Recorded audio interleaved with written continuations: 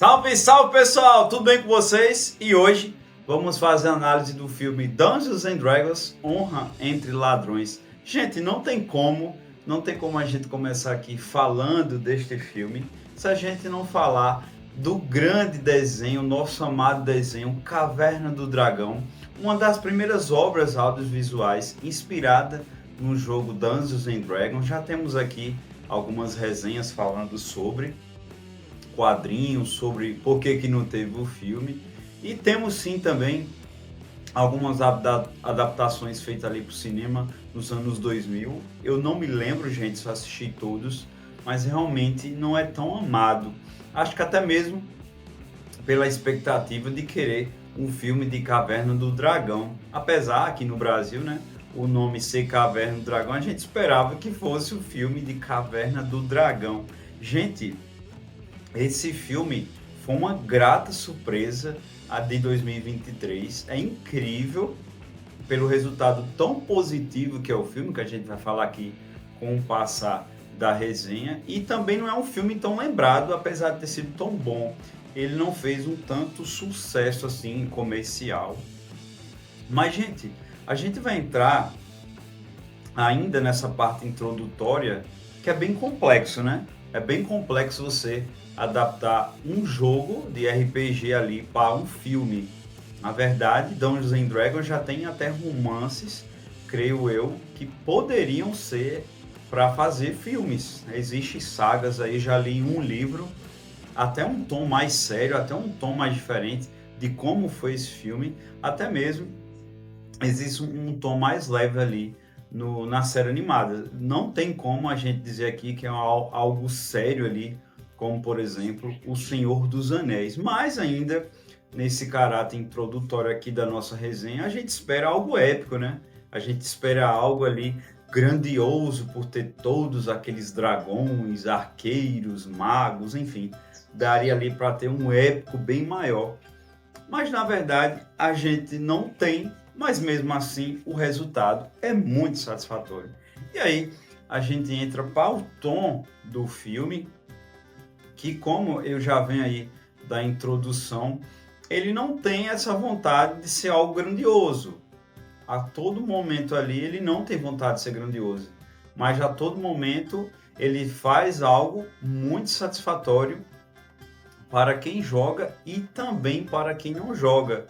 Para quem joga, para quem entende o jogo, realmente vai ter uma imersão maior, mas você, eu que nunca assim jogou diretamente, também vai seguir de boas ali. Ou seja, você não tem obrigação, quando você está ali assistindo O Senhor dos Anéis, quando você está assistindo outra obra desse gênero, sempre tem aquela bagagem, nossa, mas quem é fulano? Por que Cicrano está nesse determinado local? Esse filme não. Esse filme ele consegue ser dependente ali na sua história, você sendo fã ou não. Talvez aí tenha sido um grande mérito, que é o tom do filme, né? E detalhe, se o título do filme é bem, né, provocativo, né, Honra e Ladrões, essa é a base do enredo, né? É uma história ali de personagens mau caráter, digamos assim. Alguns não são aqueles grandes arquétipos que nós temos de grandes heróis, aqueles que têm a trajetória do herói, né? Então é totalmente aqui diferente e tá tudo bem, isso é bem legal, isso é bem trabalhado numa pesquisa um pouco ali. Isso é a essência também dos jogadores de Dungeons and Dragons, que já começa numa situação complicada, uma situação mais derrubada do que realmente é algo que a gente tem como um costume desses tipos de história. E aí a gente já entra para a questão do elenco, que tem todos os arquétipos ali do jogo, onde, como falei anteriormente, você não tem necessidade de saber quem eles são, esses arquétipos, né? Isso é jogado não de uma maneira de graça, obviamente, mas você que é fã do jogo, até mesmo, né? Se você assistiu Caverna do Dragão, você sabe ali que vários personagens têm uns arquétipos, e aqui não é diferente. A gente tem um bardo, a atuação lá do Chris Pine. A gente tem, gente, uma Bárbara, que é a Michelle Rodrigues, temos um feiticeiro, temos uma druida.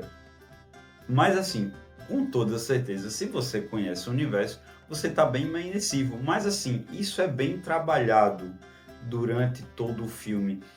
As habilidades dele, porque tipo, geralmente não é só força, a força bruta. A gente sabe que ele é um feiticeiro, a gente sabe que é uma druida.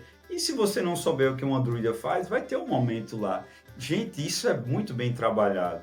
Cada personagem é bem trabalhado e sempre tem algo, uma força maior ali durante todo o filme, que a gente tem, digamos que é aquela figura do Mala, aquela estrutura que é o personagem do Hugh Grant, aliás, é o coração da atuação do filme, que é, ele é um ladino. Então, esse arquétipo lá é bem trabalhado, mas, tipo, também se você não conhecer, como eu já falei, você vai ser bem imersivo ali perante toda a obra. E ali, do primeiro ao segundo ato, de uma maneira até frenética, a gente tem ali o desenvolvimento, onde o arco principal, a estrutura principal, é o arco do Chris Pine, e aí eles se juntam com os outros ladrões ou com os outros arquétipos. E aí a gente continua até um segundo ato. E, gente, falamos do tom, agora vamos ao ritmo. É muito bom mesmo. Sempre está ali acontecendo algum perigo, sempre está tendo uma ação, sempre está se tendo um desenvolvimento de cada personagem. Tudo é solto ali através do texto, cada informação ali do que cada personagem, cada motivação dele. Gente, isso é muito bem trabalhado. Eu falei da atuação do Hugh Grant, mas assim, todos estão bem, gente. Todos ali, cada motivação dele, às vezes tem uma questão de um antepassado que era mago, tem outros arcos ali que acabam se abrindo e se fechando. E como eu falei, ele não tem essa vontade de ser grandioso. Ele não fica dando ligações, até mesmo o local ali que está tudo acontecendo, não tem necessidade de você saber. Fica à vontade, nos assista, se divirta. E, aliás, falando aí um pouco sobre o tom ainda e sobre o desenvolvimento, tem-se humor assim, não é como o humor da Marvel, creio que faça parte até da estrutura ali do jogo, né? Tem esse alívio, e geralmente não é nem quando as coisas estão esquentando, quando as coisas estão ficando tão graves, ou a dramaticidade que é pouca. É bem leve, gente. O filme ele é bem leve. Então, tem humor ali, bem colocado, bem encaixado. Achei muito interessante. É bem leve o filme. Ele não tem essa necessidade. Ele não quer ser algo grandioso, o grande mago, as grandes criaturas que existem, que eu vou chegar lá. Então aí é um feijão com arroz bem colocado mesmo. E aí a gente chega na metade do segundo ato para o terceiro ato, que vai aparecendo outros personagens que mereciam até um filme solo ou até um spin-off ali numa série, uma hora ou outra diz que vai ter, e acaba não saindo. Lembrando, né, que os direitos da Hasbro, detentora aí do Dungeons and Dragons, rola outra, uma série, enfim, que fosse parte do mesmo universo e que tivesse até tons diferentes, até tons, né, dos filmes. Gente, quando chega ali do segundo para o terceiro ato, que algumas coisas vão fechando, aí realmente vem a ação e aí entra os efeitos práticos e especiais. É outra surpresa, gente. Foi outra surpresa, porque é da Paramount com a Hasbro, apesar que a Paramount fez ótimos efeitos ali com Transformers, né? Você ali 2000, dos anos 2000, Transformers até hoje tem ótimos efeitos.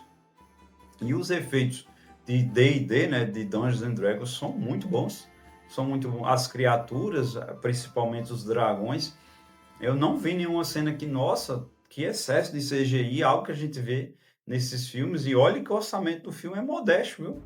O filme ele está ali em torno de 150 milhões, onde geralmente um filme desse exige acima de 200 milhões, apesar de ter o elenco, né? Então, achei bem interessante. Assim. Os figurinos são muito interessantes. Não se tem cosplay, não se parece cosplay. Realmente, Mas aí entra, eu citei a palavra cosplay e entra talvez um dos momentos mais emocionantes, porque a série animada Caverna do Dragão fez mais sucesso aqui no Brasil. E os personagens aparecem. E assim, teu coração palpita. Não tem como você não se emocionar, porque existe ali situações que os personagens vão sendo colocados na metade do segundo já para o terceiro ato, onde os nossos heróis, né, o Hank, a Sheila, o Presto, o Bob, aparecem ali numa arena muito bem, é bem sacado, mas eu não gostei do figurino. Se eu acabei de elogiar o figurino dos personagens principais, já com os de Caverna do Dragão não tava legal. Inclusive, na época, teve um comercial de uma empresa de carro.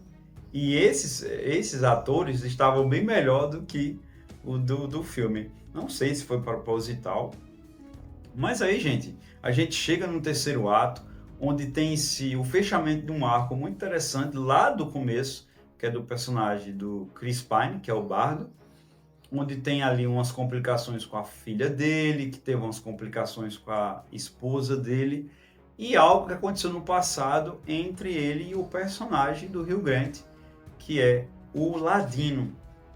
Bem amarrado, gente, bem costuradozinho, tudo feito ali naquele filme, nada de freco, não precisa ler o livro 2, não precisa ler o livro 3, não precisa procurar informação, tudo é colocado bem mastigado. Eu acho que são um dos maiores méritos do filme. Ele consegue ser independente e competente, né, onde você tem que agradar o público. Mas se você chegou no cinema ou se você deu play ali no streaming, você vai ter uma experiência extremamente satisfatória. Então ali no terceiro ato, que tem o clássico, a ação final de uma força maior, que é a questão ali dos necromantes, algo extremamente que faz parte do universo, e isso até na série animada foi trabalhado. Na verdade, tudo ali bem trabalhado naquele desenho e nesse filme, né? E aí a gente tem essa força maior, tem essa luta e o fechamento de arco ali. Quem está muito bem também, já falei aqui, que é a Michelle Rodrigues, como a Bárbara, que tem ali algo emocionante, que deixa, né, você... Mas depois tudo se resolve. Ele é bem leve nesse sentido também. Ele não tem essa carga dramática. Gente, é um filme muito satisfatório.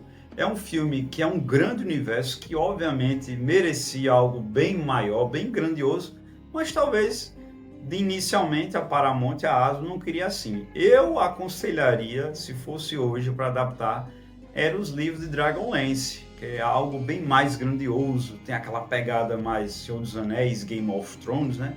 Personagens mais complexos, questões políticas, romances, então tem uma carga maior. Isso poderia fazer parte de um grande universo, que eu não sei o que a Paramount vem pensar de a Hasbro perante a franquia. Então, gente, é sobre isso. É uma grande versão, não tem mania de grandeza, cumpre o que dá-se, né? Ele não fica faltando nada, é bem amarrado, bem costurado. Então, ótimos efeitos. Então, gente, é sobre isso. Divide-se aqui um filme. Espere um resultado satisfatório que vai ter sim. Eu vou ficando por aqui. Muito obrigado e até mais.